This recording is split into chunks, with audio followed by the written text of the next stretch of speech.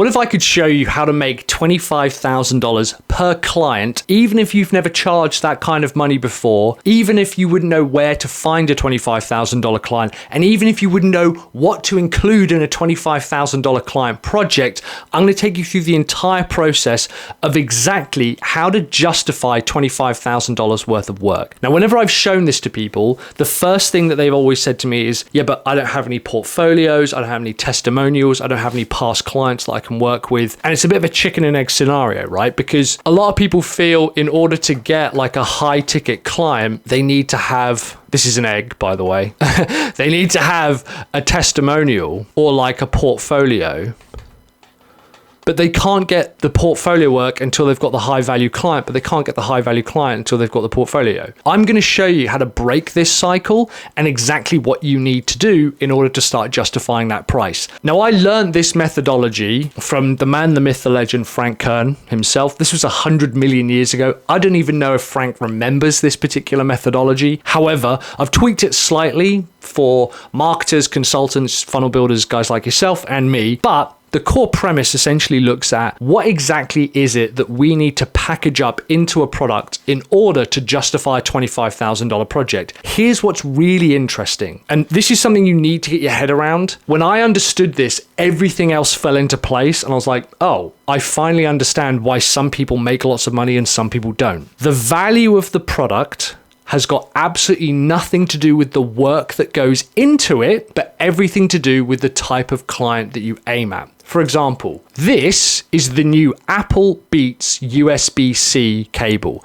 Now, aside from the fact that Apple didn't want to give USB-C or deliver it for a while and the EU made them, this cable here costs $18.99 for a cable. I've got them here hanging around for free. How is Apple able to charge $20? Now, here's what's really interesting about that. When you pick up the cable, it feels very heavy. They actually have extra copper wiring inside it, so it feels heavier. It feels more premium, and it feels worth £20 essentially. That's because Apple realizes the value is not in the actual cable itself, but the market they target. They know that they are targeting people who basically want to say, I'm willing to spend £20 on a particular Apple branded Beats product. So the first question we actually need to answer is, what is the price? Now, you guys, you're lucky. You already know what the price is going to be. You're going to be $25,000. Now, if you wanted this to break down to something a bit more realistic, if we looked at this over a period of a year,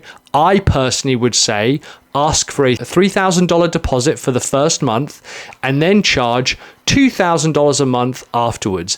And then after the first year, if you wanted to drop it to like $997 a month, that's absolutely fine. There's no reason you have to, but I'm going to talk you through how I came up with a product that did all of this, actually delivered way, way less and took loads of stress off, but it made me $2,000 a month. So we'll start with the price, $2,000 a month. This is the next part. Now, this part here, we're probably going to need to go over a few times because it is really important. I want you to answer this question, and it's not particularly easy to answer. So don't like panic if you don't get this straight away. If you couldn't charge the customer until after they got results, what would they need to have already to make your life easier and say, this is a slam dunk. I can't believe they're not getting results already. So again, I'll go over this a few times because this is really important. If you can understand this question, you will be emailing me in a few months saying, Mike, I don't need your videos anymore because they're basically beneath where I need to be, right? So hypothetically, if you couldn't get paid until after the customer got results. Now, I'm not suggesting you should ever do that. In my experience, people who get paid after they get results, they have to have an extremely good qualification process up front, and I never would recommend that. But hypothetically, if you could only get paid after the customer got results, what would they need to have already in order for you to say, oh my God, I'll work with you for free. You'll want to pay me because you've got all of this amazing stuff. I can't believe you're not getting results already.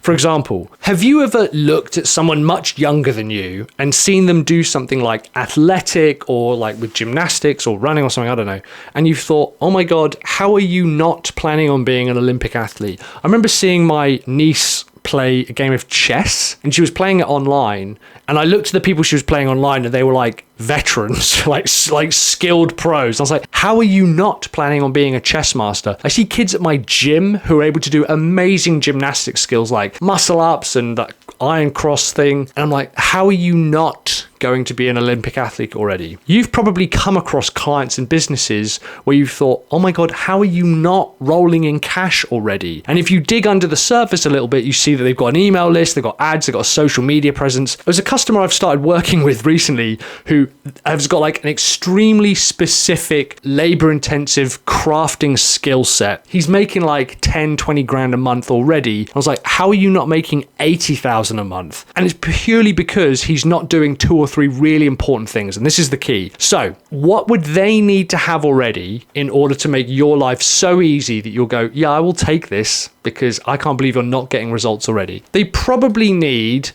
a high ticket offer, right? So if someone was paying me $25,000 and they had a $50,000 product, I'd be like, yeah, I'll work with you, because if you give me 25 grand, I will get you at least 2 clients and I will have made you ROI. So they probably need a high ticket offer. They probably need some kind of email list.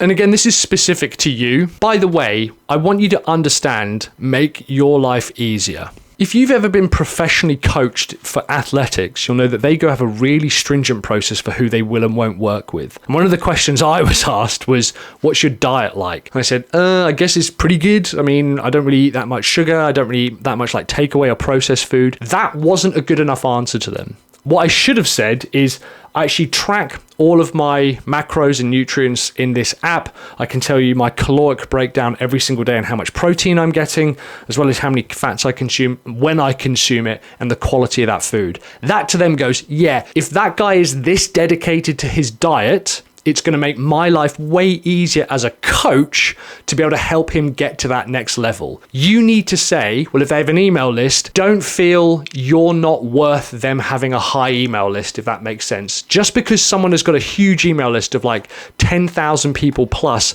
doesn't mean they won't want to work with you. I have worked with multiple mid seven figure businesses who are making more money than I am, but they simply aren't able to get the conversions that I'm able because they are so focused on whatever their specific skill set is. For example, if you're a battery manufacturer and you make tons and tons of batteries, you might have purely relied on advertising and Amazon ads to get more battery sales. Whereas I might come in and say, you've got all this customer data, why aren't you having a conversation with people who have already bought from you? And you could probably double their revenue almost overnight just by focusing on that one area. Just because someone seems to have a very successful business doesn't mean they're not interested in getting more results, and that you could be the exact person to help them get results. So, high ticket offer, they need an email list. They probably need to be interested in advertising or spending money on ads. Maybe they need some kind of social media presence. Open to raising their prices, that's always useful for me. Now, this area here is kind of like your qualification process. What kind of budget do they need to have? Do you need to be working with the authority, so the decision maker?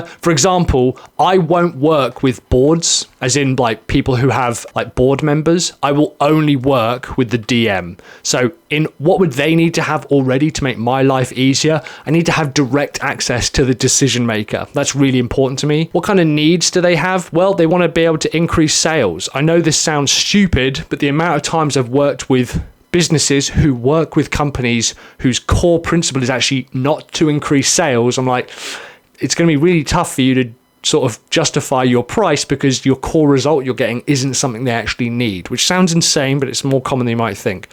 Time scale. They want to do it within the next 3 months, basically. I'm not looking to work with people who are like, yeah, maybe, I'm thinking about it. And then finally, S for suppliers. They probably need to have some kind of like process or system set up that's getting them some kind of results. They probably need to have proven sales. I like them to have a customer list, and they need to be open to basically sales and selling and having sales conversations. I want you to spend a few minutes thinking about what would a client need to have in order for me to go, oh my God, I can't believe you're not getting results already, in order for me to work with you or for you to work with them. Here's the next question. This is where it gets really interesting.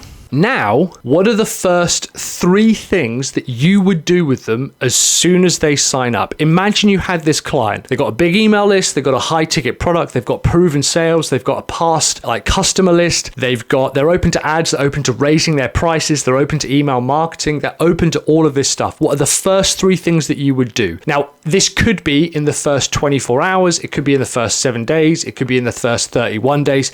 Don't worry about the time scale, just physically, what are the first 3 things that you would do with them?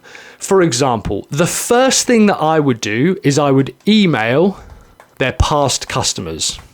And I would basically say to them, hey, Mike, I know that you bought batteries from battery company ABC. Do you need to buy some more? And you'd be staggered at how many of them are like, yeah, actually, that's a good point. I've been meaning to put in an order. I remember working with a client a while back, it was a consulting company, and all I did was just go back through their past customers and say, hey, I know that you bought some, specific technical consulting from this particular company a while back. Do you have any more projects coming up that you could use their help with? And we made something like $100,000 in admittedly booked revenue. It wasn't closed revenue, but we did get at least $10,000 worth of deposits simply by going through their past email list. It literally blew my client's mind that they were sat on this much money. The second thing I would do in this particular case is I would probably raise their prices. And again, I would take a look at what are their current proposals? Who are their current recurring revenue, high ticket, high spend customers? And what's their best selling product? And I would say, okay, we're going to add 20% onto that product price, and immediately being able to see their revenue sort of slowly creep up without changing any of their sales, they will literally think that you're some kind of revenue genius. Now, these don't have to be the things that you would do. It's just a good idea to start looking at this type of stuff, but these are the things that I would do. And then the third thing in this particular case is I would probably run some kind of email sales campaign. And the process of this is actually to book calls. I would basically try and book a ton of calls with their current email list and their current social media audience. And I would say to them, look how many sales you're basically sat on just by not booking calls. This could probably be done in 2 or 3 weeks. In a past video, I've talked about that sales is actually one of the most important skills and high value skills and high income skills that anyone can learn. If you're able to generate sales from their past clients, they'll think you're a genius and they'll never want to stop working with you. So the third thing you need to do, what are the first 3 things that you want to do with them as soon as they sign up? And then finally, if you can answer this question, you'll basically never need to find another client again. How many clients would they need to get to 10x their ROI with you? We know that they're spending $25,000 with you. If they had to make $250,000, how many clients would you need to get for them? So in this particular case, let's say that our client has a $20,000 product. I would need to get them 13 customers in order to get a 10x ROI. If I can say to my customers, I help you get a 10x ROI from working with me, and we have made $250,000 for our previous clients, and I know I only need to get them 13 clients to get that, I literally don't need insane portfolios. I don't need insane testimonials. I'm just able to go through this, demonstrate to them, here's how I would do it to you, and here's the results we've got. I know now that I just need to get them 13 clients. Again, I'm just trying to make my life easy. So by now you're probably wondering, okay, but what do I actually include in a $25,000 product? That's why I've got this video here talking through exactly what I include in a $25,000 proposal and what I'm actually going to deliver to the customer for $25,000. It's a really short video. I highly recommend going through it if you want to figure out, well, what actually are you going to deliver for $25,000? Go ahead and watch this video here.